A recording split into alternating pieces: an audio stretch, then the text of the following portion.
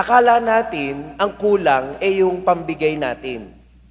Pero kung minsan, ano ang kulang sa atin? Tanong niyo sa akin, ano?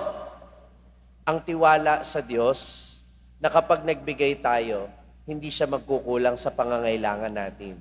Na kapag marunong tayong magbigay, ang Diyos hindi magkukulang sa kanyang pagbibigay. At ang totoo, hindi naman tayo mawawala ng ibibigay dahil ang biyaya ng Diyos ay palaging higit pa sa sapat. At yun yung sinasagisag ng 7 bakol na sumobra pa mula dun sa kanilang mga ipinamahagi. Ibig sabihin, ang Diyos palaging sobra-sobra yung kanyang biyaya. Talagang kapos lang ang paningin natin, kapos lang ang panansya natin doon sa mga biyaya na meron tayo.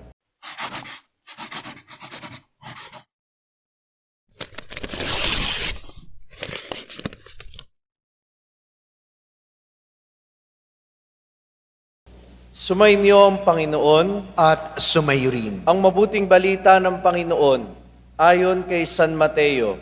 Papuri sa iyo, Panginoon.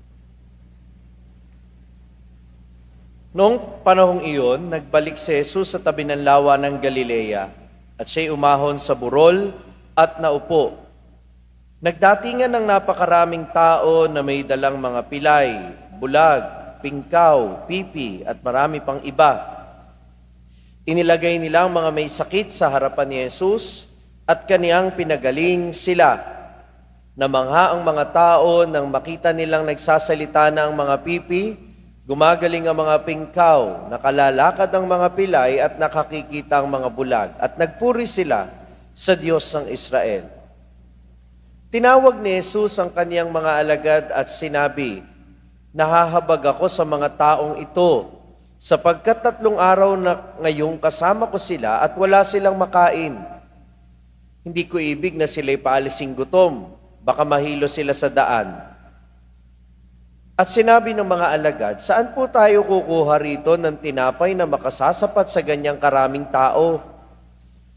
Ilan na ng tinapay nyo riyan?" Tanong ni Jesus. "7 po," sagot nila. "At ilang maliliit na isda?" Ang mga tao'y pinaupo ni Jesus sa lupa. Kinuha niya ang 7 tinapay at ang mga isda at nagpasalamat sa Diyos.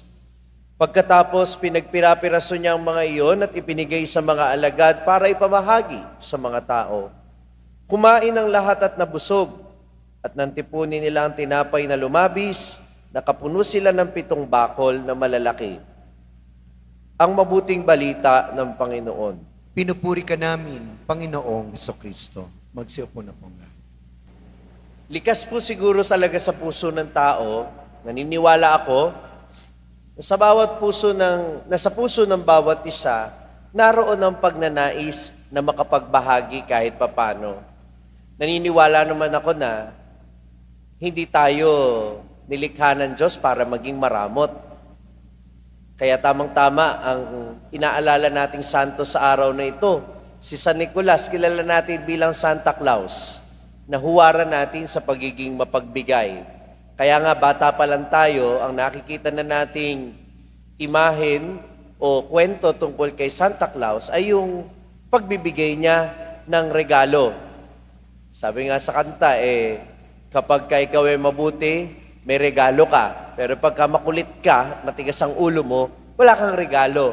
Pero hindi naman yun yung punto ng pagbibigay ng regalo, na kung sino lang yung deserving, yun yung bibigyan mo. At kung hindi deserving, hindi mo bibigyan. Hindi.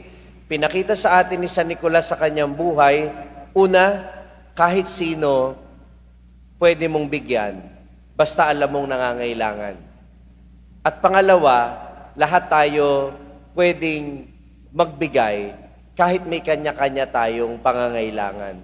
Ang nagiging hadlang lang kuminsan sa pagbibigay natin, masyado tayong nalulula sa dami ng mga gastusin natin at sa mga personal nating pangangailangan. Madalas nating nagiging katwiran na ito. Father, magbibigay pa ba ako? Sa sarili ko na nga lang panggastos at para sa pamilya ko, kapos na kapos na. Magbibigay pa ba? Kaya sabi ng iba, Huwag ka na lang magbigay. Unahin mo na lang yung pamilya mo, unahin mo na lang yung sarili mo. Pero hindi eh. Palaging may puwang ang pagbibigay sa puso ng tao kasi ang totoo, hindi naman magkukulang ang Diyos na bigyan tayo kung tayo ay marunong din magbigay sa iba. Gets po ninyo? Akala natin ang kulang ay yung pambigay natin. Pero kung minsan, ano ang kulang sa atin? Tanong nyo sa akin, ano? Ang tiwala sa Diyos na kapag nagbigay tayo, hindi siya magkukulang sa pangangailangan natin. Na kapag marunong tayong magbigay, ang Diyos hindi magkukulang sa kanyang pagbibigay. At ang totoo, hindi naman tayo mawawala ng ibibigay dahil ang biyaya ng Diyos ay palaging higit pa sa sapat. At yun yung sinasagisag ng 7 bakol na sumobra pa mula dun sa kanilang mga ipinamahagi. Ibig sabihin, ang Diyos palaging sobra yung kanyang biyaya.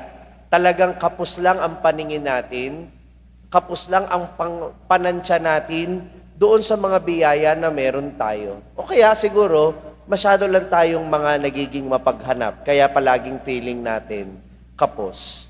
Narinig natin sa Ebanghelyo kung paanong binuksan ni Jesus ang mata ng mga alagad. Akala nila wala na silang maibibigay. Saan po tayo kukuha ng tinapay para mapakain ang napakadaming taong yan? Ano ang tanong sa kanila ni Jesus? Ano bang meron kayo? 7 tinapay at ilang maliliit na isda, sagot nila. Ngayon, sagot o tanong sa inyo, talaga bang walang-wala yung mga alagad? Talaga bang walang-wala sila? Walang-wala o meron? Meron. Kahit kaunti, meron. Kaya huwag mong sasabihin. At nakakagawian ninyong sabihin yan palagi pag may nangangailangan, wala akong pera eh. Dahil di totoo, meron. Pwedeng konti, pero hindi totoong wala. Meron kang sinungaling. At yung mentalidad mo na parang feeling mo palagi kang kapos, na pumipigil sa'yo para maging mapagbigay, ngayong araw na ito, tinuturuan tayo ng Panginoon na maging bukas palad. Hindi importante kung magkano, hindi importante kung gaano yung ibibigay mo. Ang importante, una, kilalanin mo na meron ka, kaya meron kang kapasidad na magbigay, ano man ang halaga. Amen ba yon? Kaya, ngayong araw na ito, minamahal ko mga kapatid, habang nag-iisip tayo kung paano magbibigay sa araw ng Pasko, magandang isaalang-alang natin ay ito. Una, kilalanin natin ang Diyos na nagbibigay ng pagpapala at tanggapin natin sa sarili natin na hindi naman siya magkukulang basta tayo ay naging mapagbigay sa kapwa, lalo na sa nangangailangan. Amen? Hindi totoong ikaw ay walang-wala. Dahil ang totoo, hindi nagkukulang ang Diyos sa kanyang biyaya. Tayo ang nagkukulang ng tiwala sa Kanya at tayo ang nagkukulang palagi sa ating malasakit kung minsan sa kapwa. Kung si San Nicolas po ay huwaran natin sa pagiging mapagbigay, hindi po ito dahil sa siya ang nakikita natin palagi sa Pasko. Kaya lang naman po naging associated sa Pasko si San Nicolas, dahil sa advertisement ng Coke noong 1960s ba yun o 1970s. Kung matatandaan ninyo, doon lang naman pinagmukhang commercial model si San Nicolas na nakakulay pula at merong mga reindeer. Yan po yung commercial, no? Pero yung totoong San Nicolas ay patron ng pagiging mapagbigay, lalo na sa mga pamilya. Ang hindi po makakalimutang kwento sa kanya, nalaman niya na yung isa sa kanyang mga parokyano o yung isa sa kanyang kawan Isang tatay na mahirap, noon yung mga babae, para sila'y mapakasalan ng lalaki, kinakailangan magkaroon sila ng dowry. Yung babae yung magbabayad sa pamilya ng lalaki para sila'y maipakasal. Mahirap lang po ang pamilyang ito. Kaya po, dati,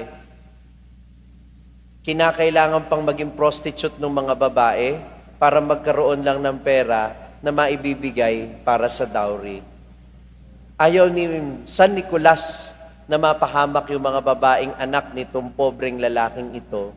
Kaya ang ginawa niya, isang gabi, inilusot niya doon sa bintana yung isang bag na naglalaman ng kayamanan o ng mga ginto para may pang-dowry yung tatay nung 3 babaeng magkakapatid.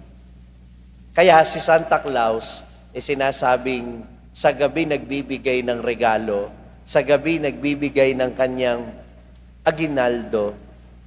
Bilang paalala sa atin, nung ginawa ni San Nicolas na hindi niya kinakailangang ipagmakaingay yung kanyang pagbibigay. Si San Nicolas, mapagbigay, hindi dahil marami siyang pera, hindi dahil mayaman siya. Si San Nicolas, naging mapagbigay dahil alam niya mayaman ang Diyos at pagpapalain siya kapag hindi niya ipinagkait ang pagpapalang meron siya. Amen.